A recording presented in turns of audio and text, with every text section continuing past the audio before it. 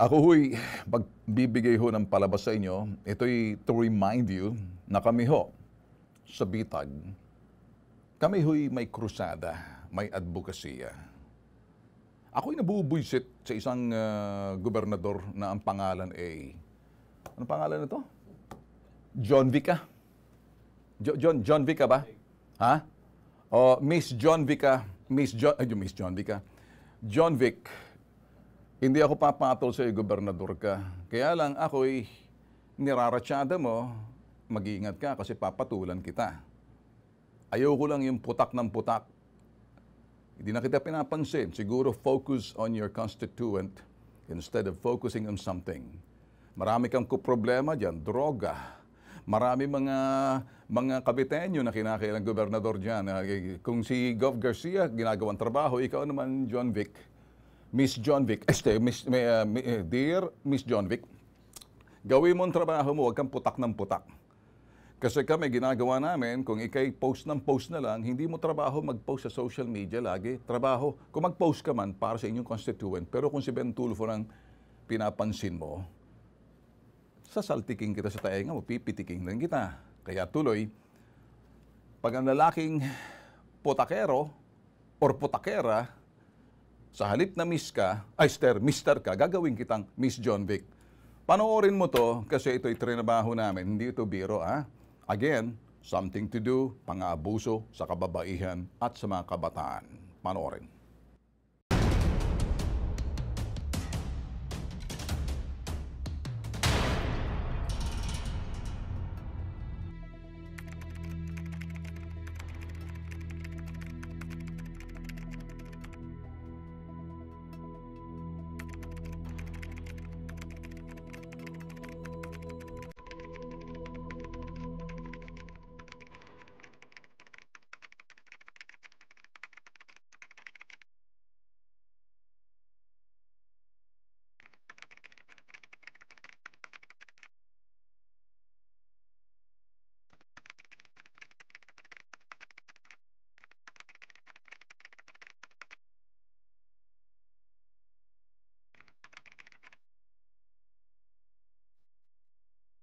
May naturing isang kilos prontong aksyon ang gagawin ng Bitag rito. Nangyari ang rape kaninang alas 4 ng umaga. So ngayon alas 5 pasado na. Ay mahigit 10 oras na nakalipas. At wala pang 24 oras. Ito yung tamang proseso ng pag-aaresto mga rape suspect. So kikilos na ang grupo ng NBI kasama ang Bitag para damputin ang suspect. I hope na hindi man laban ang suspect dito dahil alam nyo naman sa lugar na kunting patutunguhan hindi natin makita kung anong utak ng mga tao riyan. Pwede makipagsimpatya, titingnan na lang natin kung ano mangyayari. Alas 8 pasado na. So, mga ilang oras na lang. Pwede tayo pagdating ng alas 4 bukas ng umaga, 24 oras na makalipas. I hope na mabuhat yung suspect na hinahanting natin ngayon. Nang masigurong nasa bahay nga ang suspect, agad na lumusob ang grupo ng NBI at Bitag.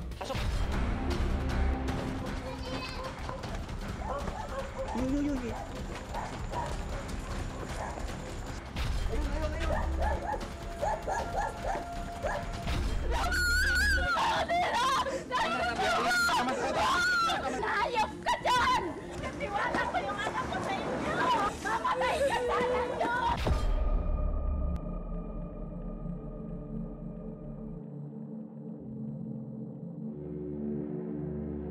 Habang nakikipag-ugnayan ang Bitag sa Violence Against Women and Children Division ng NBI para sa isang kasong aming tinatrabaho, nakaagaw ng aming pansin ng isang dalagang ito, luhaan at bugbog sarado. Dito, nagka-interes ang Bitag na lapitan at kausapin ang biktimang itatago namin sa pangalang Angel. Kwento mo sa akin. Papasok po sana ako kanina. Kanina po alas 4, gumising po ako. Sabi po ng pinsa ko, sumabay ka na sa akin, sa indang ka na sumakay. Makakabawas daw po ko ng pumasahe ko. Tapos sumabay po ako sa kanya. Ayon kay Angel, Di niya akalain na magagawa siyang halayan ng sariling pinsan. Kinahasa na, binugbog pa. Habang sinusuntok mo niya ako, namamakaawa ko sa kanya. Sinusuntok. Saan ka sinuntok?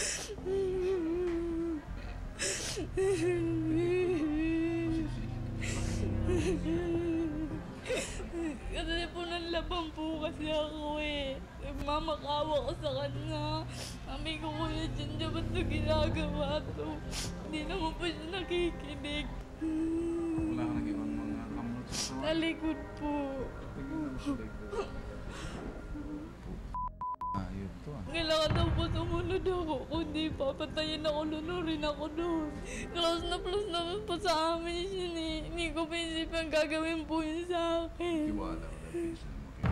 Anong gusto mong gawin pag Mahuli po niya, mamamatay. Mamatay. Baka nakadroga to? Hindi kaya? Pag kikilos kayo ng NBI at sasama kami, wala pang 24 oras, hindi na siya kailangan bigyan ng warrant yun eh. Palagay mo kaya pag pinuntahan natin, nandoon pa. Saan ba siya ngayon? Doon sa bahay nila.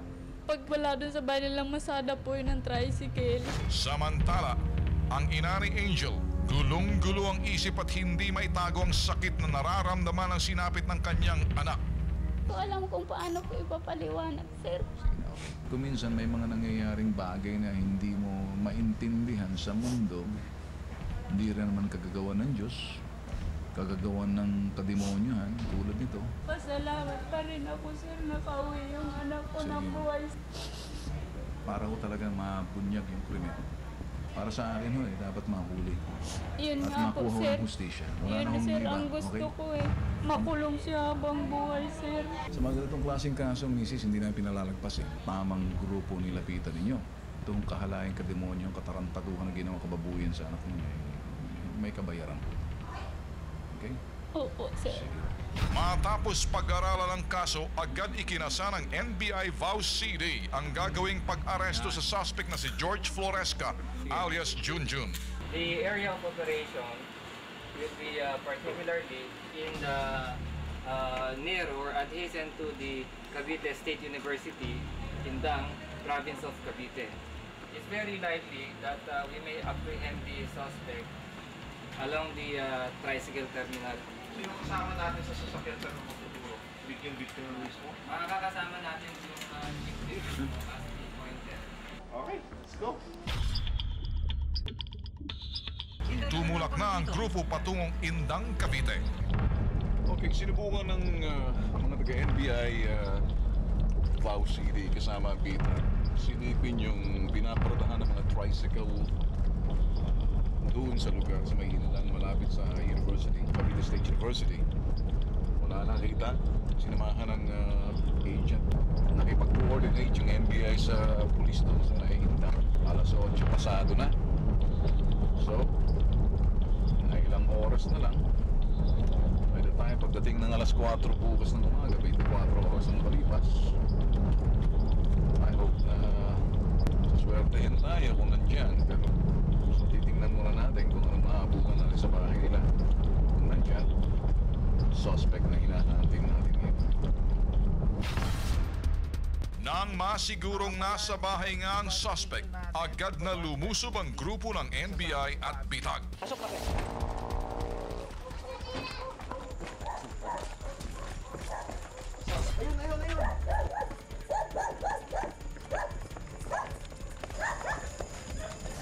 NBI, sa NBI kami, huwag kayong magtakot sa NBI. Sa NBI kami, ha?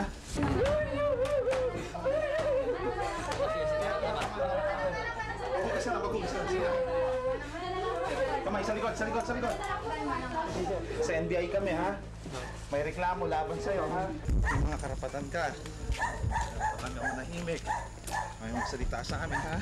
Ilang minuto lang ang lumipas habang hawak ng mga operatibang suspect. Ang isang to, pasimpleng biglarang sinapak ang suspect. Ikaw, dito ka pa maghahagip ng lagay, ma? Kumalat na pala hanggang kabilang barangay ang ginawang panggagahasa ni Junjun sa kanyang pinsan na si Angel. Dahil sa hirap, sakit at kahalayang sinapit ni Angel sa kamay ng kanyang pinsan, inilabas niya ang kanyang sama ng loob sa ganting pananakit sa suspect.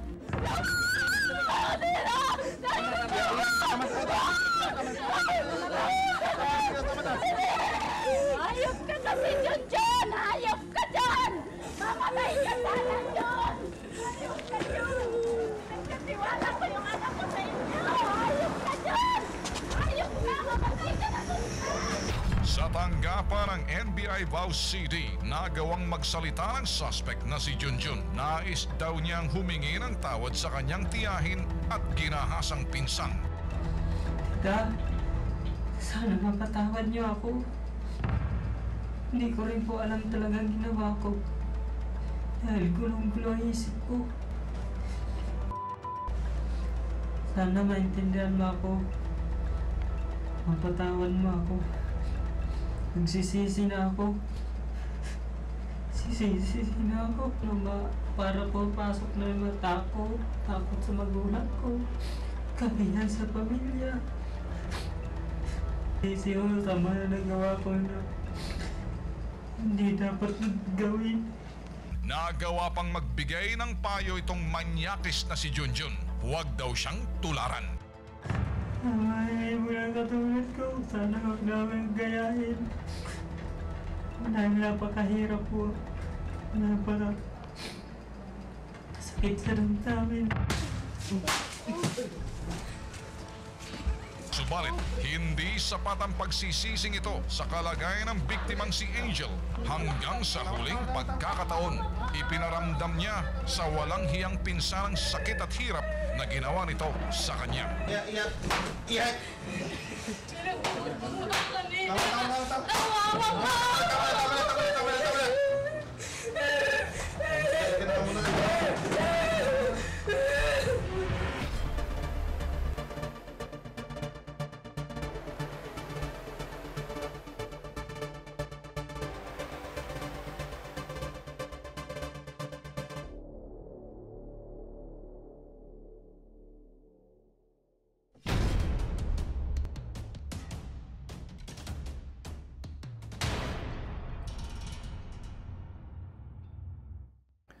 Lagi nasa huli ang pagsisisi dahil nahuli.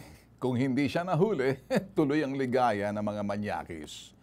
Mga boss, kami ho'y sasabihin sa inyo, bukas ho ang pintuan ng bitag kung pag-uusapan itong karahasan, krimen.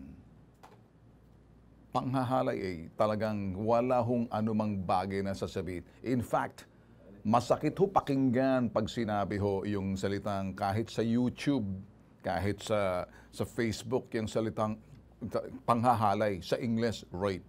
Mabigat ho pakinggan. Krimen ho yan eh. Kaya ikaw, John Vic Revilla, makinig ka. John Vic Remulla. I'm sorry, Remulla. Makinig ka. Gobernador ka pa naman. Hindi lang act, hindi lang violence. It is a crime. So let me correct you there.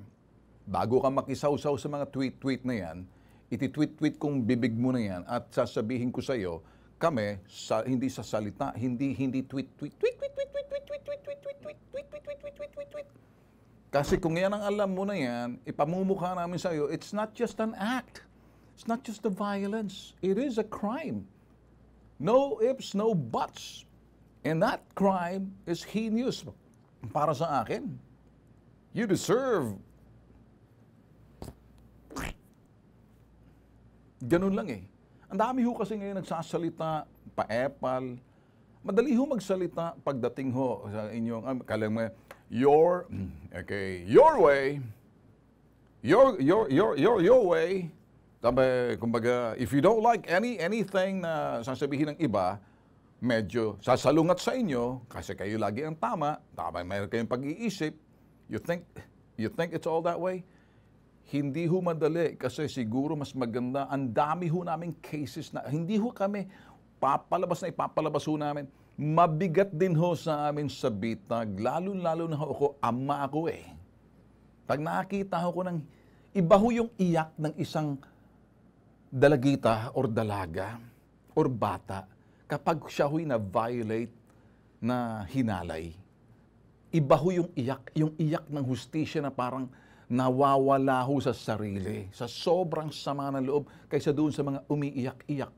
Iba ho yung mga tweet, tweet, tweet, tweet, tweet, tweet, tweet, tweet, tweet, tweet, tweet, tweet, tweet, tweet, tweet, hanggang tweet, tweet, tweet lang kayo eh.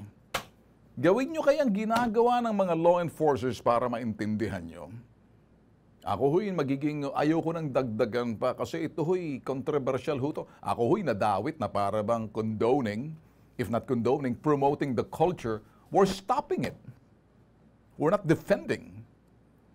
Yung word na yan na sa suot ninyo, isang bagay yan eh. Be careful. Every Bible reading or every Christian, understand, every Christian parents, every Christian mom, every Christian dad would understand and horrifying para sa kanilang makita na your daughter will be victimized by any of those sabihin na scumbag na hindi na ho nag-iisip. So, yeah, tama, parusahan.